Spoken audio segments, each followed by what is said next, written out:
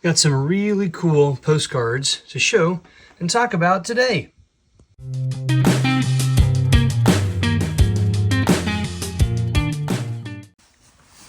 Starting off today, we've got some really interesting cards that came in a lot this week.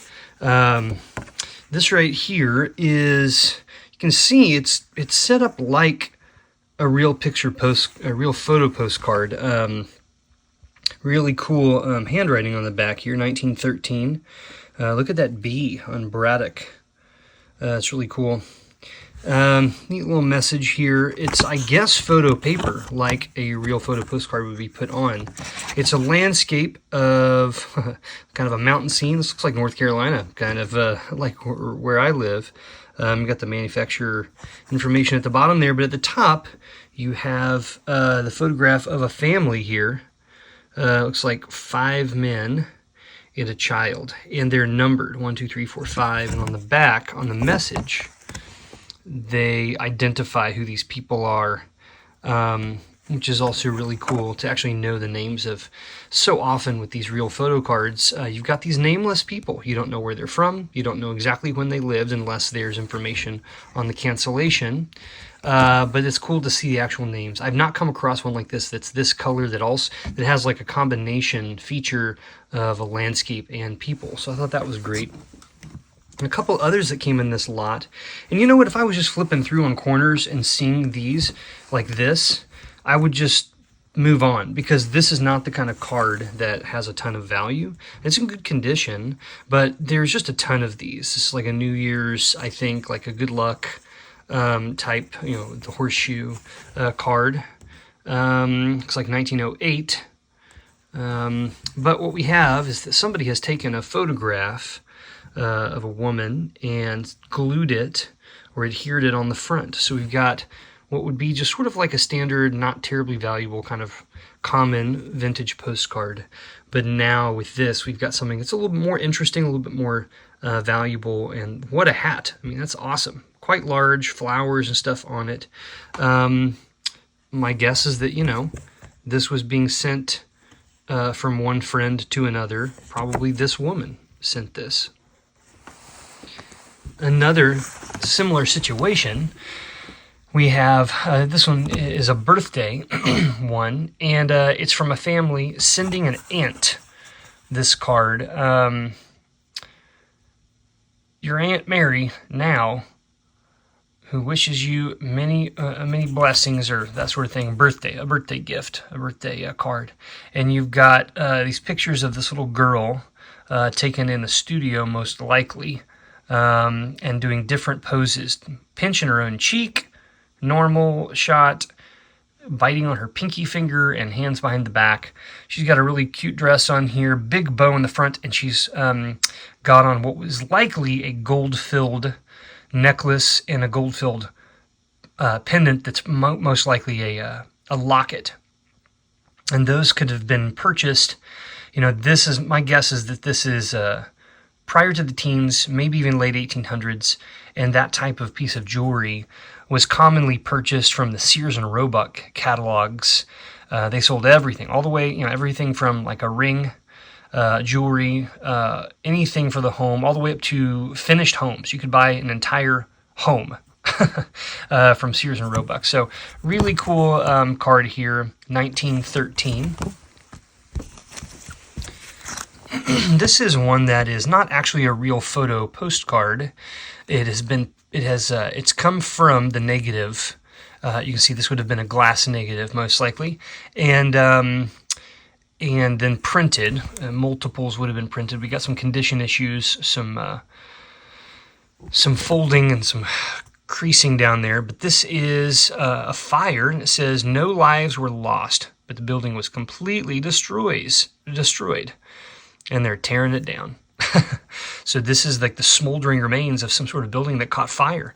Sad we don't know where, and we don't know the year either, but my guess is that this is also probably prior to the teens, sometime between 1900 and, let me look here. Yeah, so my guess is it's prior to 1907, because this is an undivided postcard. Now we have a real photo postcard, and this is really cool. It says Sheffield, Illinois, so you know, we're looking at 19. Oh man, those stamps. Sometimes these cancellations are bad. 1900 and something. We don't know. The ink, it didn't have a lot of ink on it. But I found this. I bought this on eBay individually because I found it so fascinating. You have a bunch of women. There's houses in the background, so they're just in some neighborhood someplace.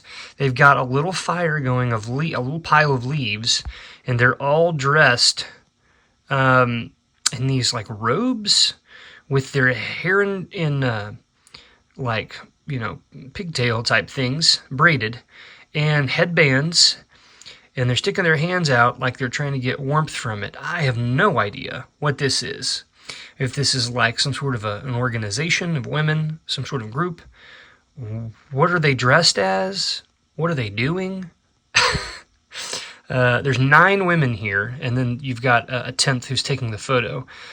Really cool. Strange. Not quite know.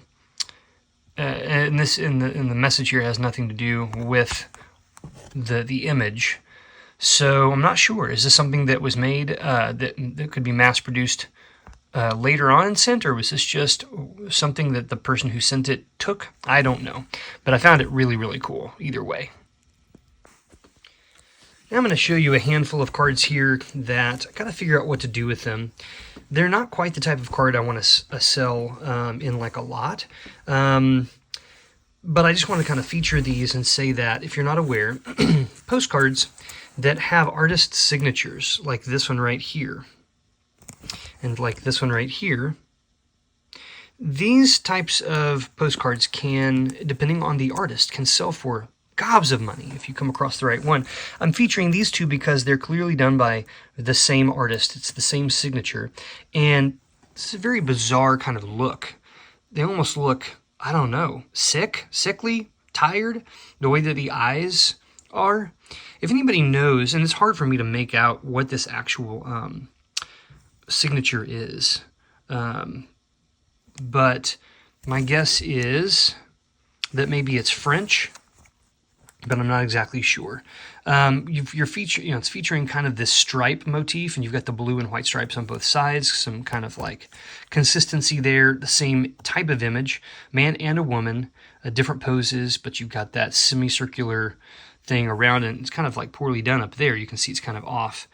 But interesting, both of these have not been used, no stamp or postal mark.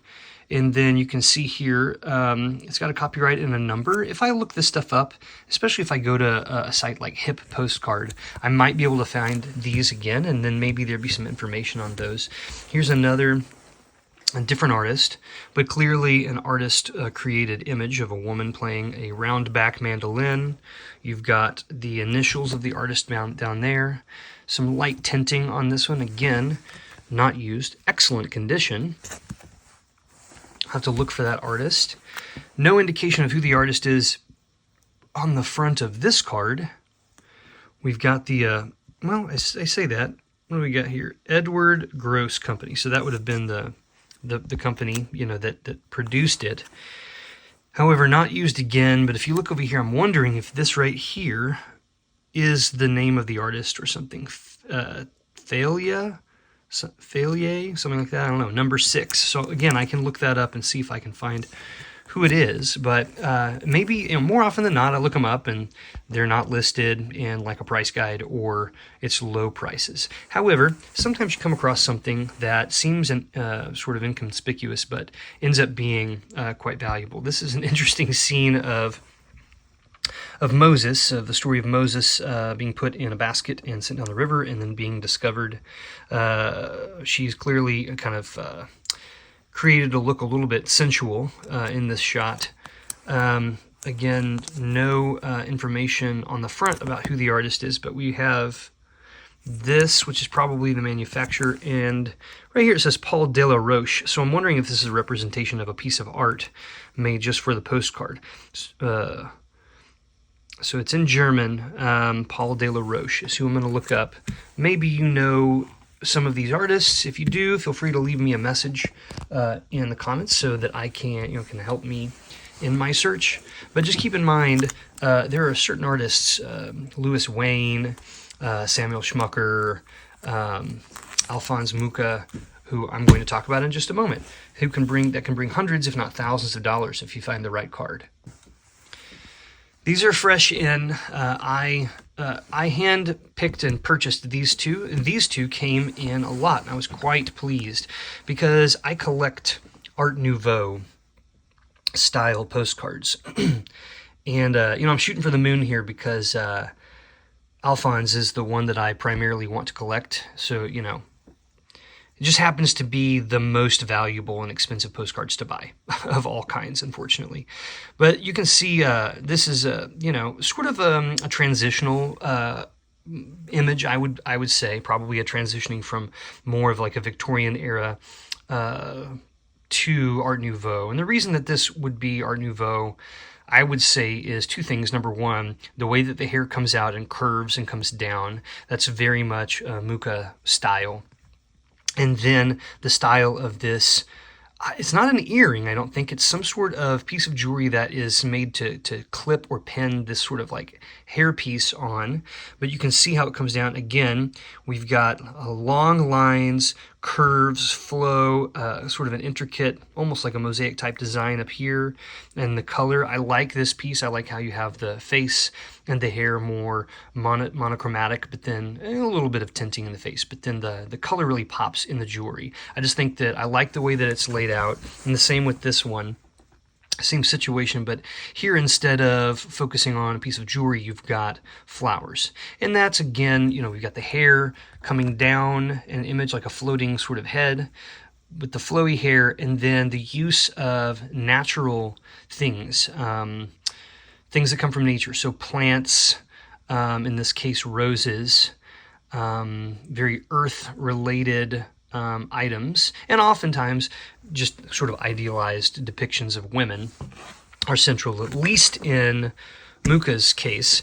And so I don't know what these would be worth, and I also don't know who the artist is, but it doesn't matter to me because it's something I collect. This was a really pretty piece. It's very much in the Art Nouveau style. It's very much stylized after Mucha's stuff. However, if I zoom in here, you'll see that this is a Raphael Tuck card. And I didn't actually even know that when I got it, but Series 176, I might need to look at that series and see what other ones are available because I like this look a lot. Parisian, it's like this gold foil kind of color, so if you turn it, and I know I've got it in a plastic case, but you can maybe see how the light shimmers on the gold portion. But you have a woman, very intricate design again. We're using flowers and stems, lots of curves, not a lot of hard straight lines, and then usually sort of repeating patterns, in this case a circular motif. I just think it's beautiful. It's also in excellent condition. You've got a little bit of condition issues on the back where probably a price tag was stuck on that and then ripped off, unfortunately. But it hasn't been posted. It hasn't been written on. And then my favorite one that has just come in is this. I just absolutely love this. This is the quintessential Art Nouveau sort of look. Again, idealized, beautiful woman, long flowing hair, and we've got, in this case, somebody has used almost like a puffy glue type of a thing with ink and written as to where it's from. But the woman has, again, the circular pattern around the head, this kind of like a green that is a good contrast. Obviously, if you think about the color wheel, right, green and red are opposites, and they're really good as contrast colors. Or I guess green and yellow, green and red are good. Those are like Christmas colors typically, but you got a red-haired woman. Definitely some stylized earrings here. I just think it's beautiful and will fit very well with my other Art Nouveau pieces. It has obviously been canceled, but I don't see the date on the cancellation. And I just love the message. Hope the eggs were a success. At least the ones you were interested in. What? Messages out of context like that just really crack me up. But somebody was interested in eggs. This is in excellent condition with corners and stuff. Only downside is this little spot right here, as you can kind of see. We've got a little crease right there. That's a bummer. It's barely through the other side. I wish it was more seen on the back, but you know, it's okay in here if you're back just, you know, maybe a foot, you don't even see it at all. But these types of cards can bring high values. These are definitely antique, and they are from that style, from the around 1890 to 1910, and even into the 20s was sort of the heyday of Art Nouveau, although it's definitely regained some popularity in different decades. Just wanted to share those because I don't often keep postcards. I'm in the reselling business, so I buy and sell a variety of things, including postcards. But keep an eye out for these. Just know that images like this can bring really high values, with or without being posted. And real photo postcards, obviously, as well do. I don't know what value I'm going to get with sort of a standard common postcard that incorporates real photography pieces on it, but it'll be interesting to research. That's all I got for you today, guys. We'll see you next week with more postcards.